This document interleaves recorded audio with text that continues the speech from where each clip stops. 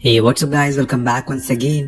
दोस्तों, अगर दुनिया में कोई विश्वास के लायक है तो वो एक डॉग है, क्योंकि वो हमसे कोई उम्मीद नहीं करता सिवाय 2 टाइम के खाने के और थोड़ा प्यार के, जिसके बाद वो अपनी पूरी जिंदगी आपकी रखवाली करेगा। कहानी की शुरुआत होती है जॉन नाम का आदमी जिसने अपनी गर्लफ्रेंड जेनिफर से शादी कर ली। दोनों ही बहुत ही ज्यादा खुश हैं।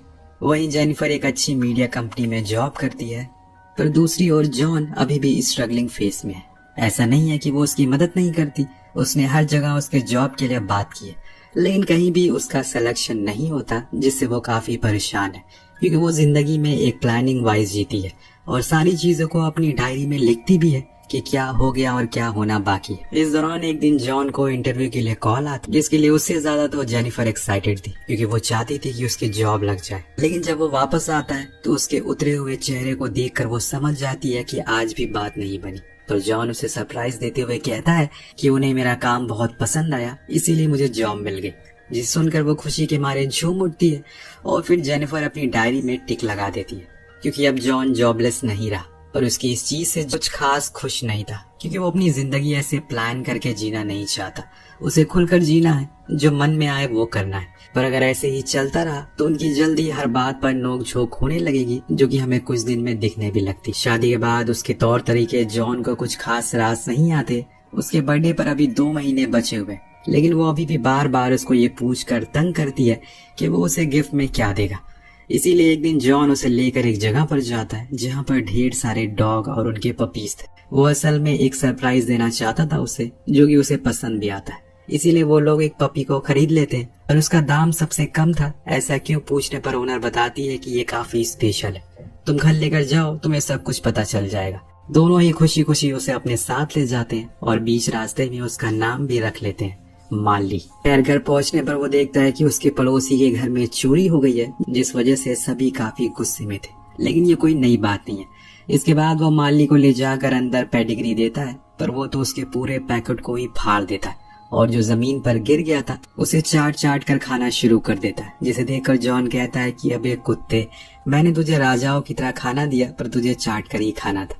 देन वो उसे एक जगह पर सुला देता है, जो कि उसका आज के लिए टेम्परेरी बेड था, पर पूरी रात वो चिल्ला चिल्ला कर जॉन की नींद खराब कर देता है। इसीलिए वो उसे ले जाकर अपने बेड पर सुला देता है। पर जब अगले दिन वो सोकर उठता है तो देखता है कि उसका पूरा रूम सत्यानाश हो गया है, जिससे कि वो उसे गैरेज में बंद कर देता है। पर अब सब कुछ सही करके जेनिफर को पिक करने के लिए निकल जाता है।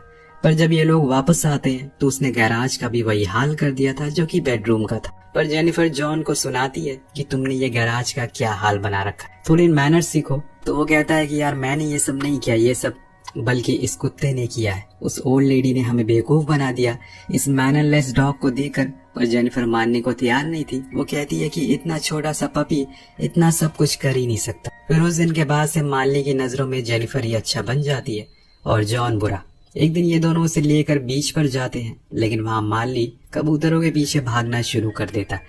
दोनों ही अपनी पूरी जान लगाकर उसे पकड़ने की कोशिश करते, पर नहीं पकड़ पाते। और फिर एक लेडी इन्हें वो पकड़ कर देती है, पर उसके बाद भी ये सब खत्म नहीं होता। हर दिन माली कुछ न कुछ चीजें अपनी मुंह में दबाकर घर से बाहर भागता रहता है, जिसे ये दोनों ही जैसे तैसे पकड़ कर लाते हैं। लेकिन हर दिन वो जॉन की अंडरवियर चुपके से बाहर ले जाकर फेंक देता है, जिसके बारे में उसे पता ही नहीं चलता। और एक दिन तो उसे ऑफिस बिना अंडरवियर के ही जाना पड़ता है। ऐसे ही करते करते समय बीतने लगता है। अब माली थोड़ा बड़ा हो गया, लेकिन जो डॉग इन्हें बचपन में संभालना नहीं गया, वो बड़ा होकर ये कैसे संभालेंगे। जो चीज हम देख भी पाते हैं उसे वॉक पर ले जाती है तो वो इतनी तेज भागता है कि वो गिर जाती है। और वहीं सबके सामने उधर हम जॉन को देखते हैं, जिससे उसका बॉस को ऑफर देता है। वो उससे कहता है कि मैं तुम्हें एक मौका देता हूँ जिसकी मदद से तुम खुद का प्रमोशन करवा सकते हो, पर उसके लिए उसे एक बढ़िया सा कॉलम लिखना होगा किसी भी टॉपिक पर, जिसकी उसे फ्रीडम है। अगर मुझे वो पसंद आया तो हम आगे क्या करना है फिर सोचेंगे। जॉन बहुत खुश था, इसीलिए वो घर आकर जेनिफर से बातें शेयर करता है। इस बीच वो दोनों देखते हैं कि माली घर के कारपेट को भी खाना शुरू कर दिया। उम्र के साथ साथ उसकी शरारतें कम ही नहीं हो रही है, इसीलिए दोनों ही डिसाइड करते हैं कि वो उसको ट्रेन करने के लिए डॉग ट्रेनर के पास ले जाएंगे, जिसके लिए अगले दिन दोनों ही तैयार हो जाते हैं। वहाँ पहुँचते ही जहाँ ट्रेनर उनसे पूछती है कि इस डॉग का मास्टर कौन है, तो जॉन फटाक से कहता है कि अरे वो तो जेनिफर है, और खुद पीछे जाकर आराम से बैठ जाता है। देन ट्रेनर सभी मास्टर से कहती है कि अपने डॉग को कहीं बैठा ले, पर माली तो जेनिफर को हक करने लगता है, जिसे देखकर जॉन हंसना शुरू कर देता है और कहता है कि ये कैसी मास्टर हो तुम, लाओ मुझे तो मैं बताता हूँ। इसके बाद ट्रेनर सभी को स्लो वॉक करने को बोलती है, जो कि सब करते भी है। लेकिन माली को अलग ही नशे में रहता है, वो भागना ही शुरू कर देता है, जिस चीज को देखकर ट्रेनर खुद उसे पट्टा ले लेती है और वॉक करवाने लगती है। लेकिन वो तो उसे भी गिरा कर आगे भाग जाता है, जिससे कि उसे बहुत गुस्सा आता है और वो सभी के सामने कहती है कि मैं इस शैतान को ट्रेन नहीं करूंगी। जिस बात को सुनकर जेनिफर हंसने लगती है और वहां से वापस आ जाती है।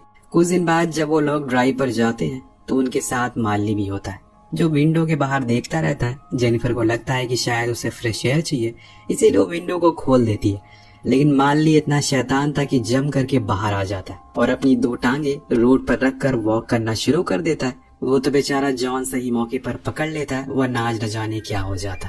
अब दोनों ये परेशान हो चुके हैं इस कुत्ते के बच्चे से। उन्हें कहीं न कहीं मजा भी आ रहा है, क्योंकि अगर उन्हें सच में माली पसंद नहीं होता तो उसे वापस कराते। घर आने पर जॉन सोचता है क्यों ना वो माली के ऊपर ही एक कॉलम लिखे, जिसमें वो उसके बिताए हुए हर दिन के बारे में लिखेगा कि वो किस तरह की शैतानियां करता है, कैसे वो लोग अपना टाइम उसके साथ बिताते हैं।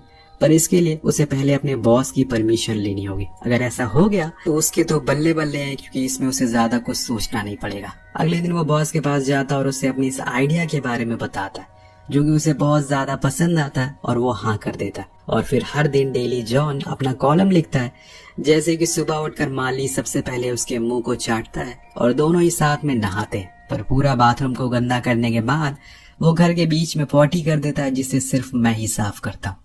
पर अपनी नाक को बंद करके आज हम लंच के लिए गए थे, वहाँ पर माली को हमने टेबल से बांध दिया, लेकिन वो तो टेबल के साथ ही भागना शुरू कर देता है। पर हद तो तब हो गई जब बेसबॉल मैच के दौरान वो ग्राउंड पर भाग जाता है और प्लेयर के बीच भागना शुरू कर देता है। उसकी ये सब बातें जानकर सभी को बहुत अच्छा लगता है और दिन ब दिन जॉन का कॉलम अच्छा वायरल हो रहा था। एक दिन दोनों ही अपने टाइम स्पेंड करने के लिए बीच पर जाते हैं, जहाँ पर जेनिफर जॉन को बताती है कि उन्हें अब एक बेबी करना होगा, क्योंकि तभी वो कंप्लीट बनेंगे। जॉन मान जाता है और वहीं कुछ दिन के बाद जॉन के पास उसका बॉस आकर बताता है कि उन्होंने सारे रिकॉर्ड ब्रेक कर दिए, उसके माली के कॉलम हिट हो रहे हैं।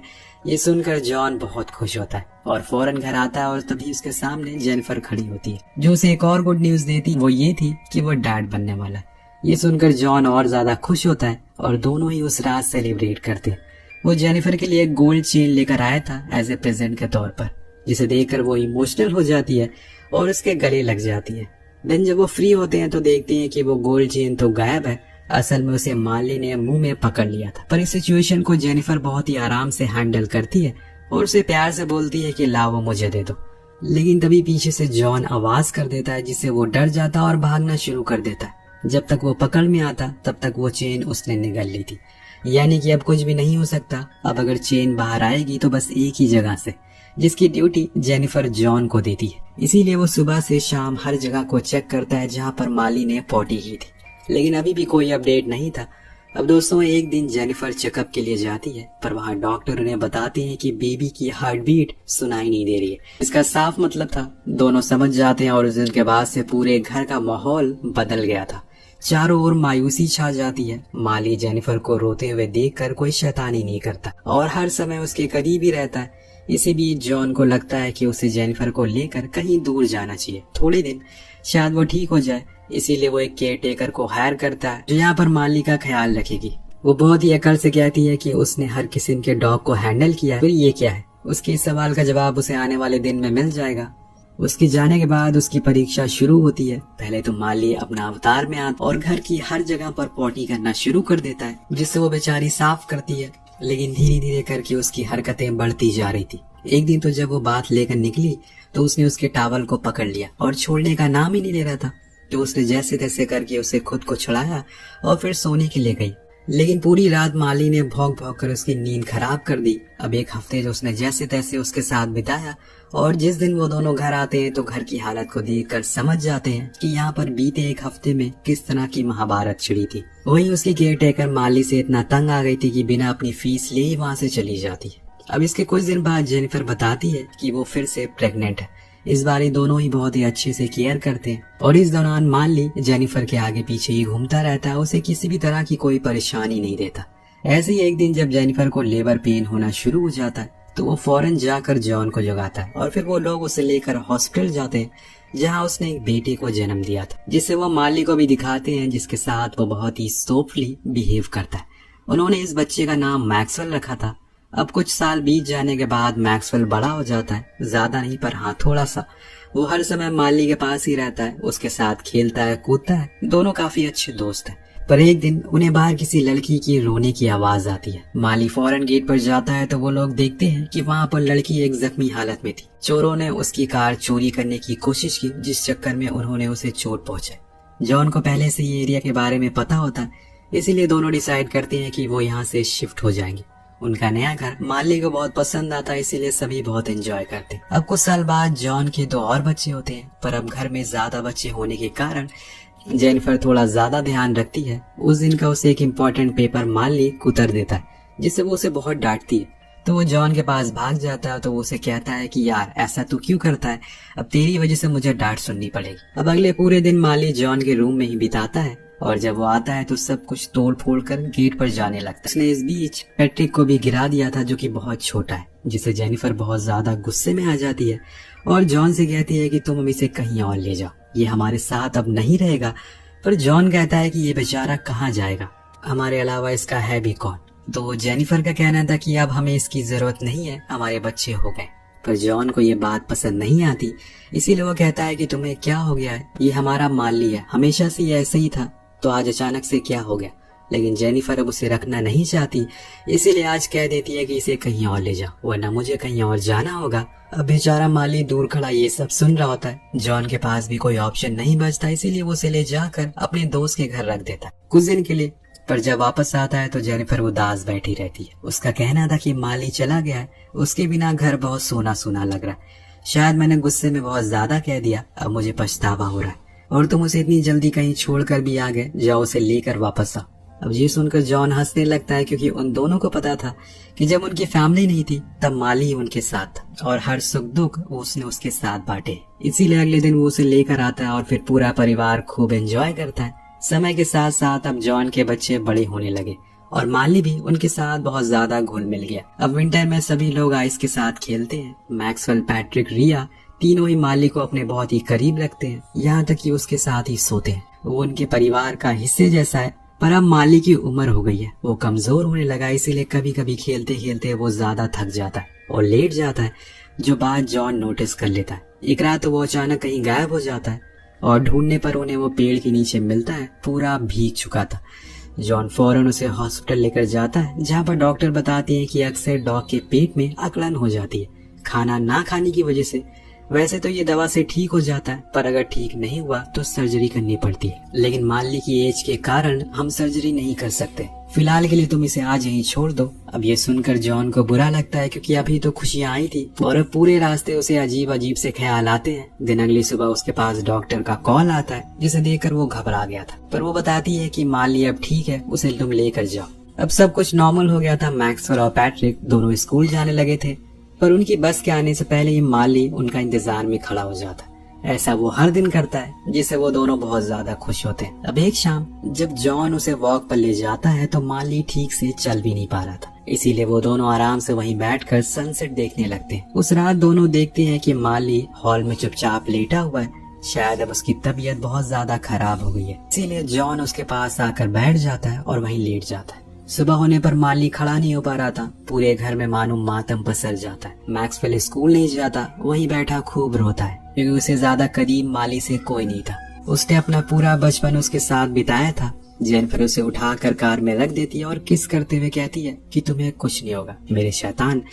वहाँ जाने पर जॉन को पता चलता है कि माली अब आखिरी सांसें गिन रहा है। वो कई दिन से बहुत दर्द में है, लेकिन उसने कभी ये दिखाया नहीं, क्योंकि वो नहीं चाहता कि आप में से किसी को तकलीफ हो। पर हम इसे एक इंजेक्शन देकर इसे सुकून की मौत दे सकते हैं। जॉन मान जाता है, क्योंकि उसके पास कोई और ऑप्शन नहीं है।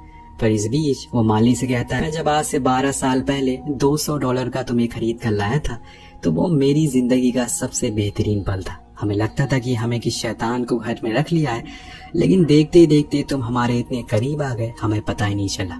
न जाने मैं घर जाकर मैक्सवेल को किस मुंह से कहूंगा कि अब तुम्हारा सबसे अच्छा दोस्त कभी नहीं आएगा। धीरे धीरे करके माली अपनी आंखें बंद कर लेता है और अपना दम तोड़ देता है। वहाँ घर पर जेनिफर इसी उम्मीद में पूरी रात काट देती है कि वो सुबह सही सलामत आएगा, पर ऐसा कुछ नहीं होता।